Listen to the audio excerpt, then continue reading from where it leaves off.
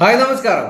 മൂന്നാം മോദി സർക്കാരിന്റെ cabinet panel രൂപീകരണം അവസാനിപ്പിച്ചപ്പോൾ വ്യക്തമാകുന്ന ഒന്നുണ്ട്. ഈ മന്ത്രിസഭയിൽ രണ്ടാമൻ കേന്ദ്ര ആഭ്യന്തരമന്ത്രി അമിത്ഷായല്ല, പ്രതിരോധ മന്ത്രി രാജ്നാഥ് സിംഗ് ആണ്.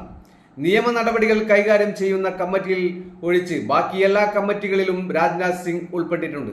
രണ്ടാം മോദി സഭയിലെ 8 പാനലുകൾ എല്ലാ കമ്മിറ്റികളിലും ഉൾപ്പെട്ടിരുന്നത് അമിത്ഷാ മാത്രമായിരുന്നു.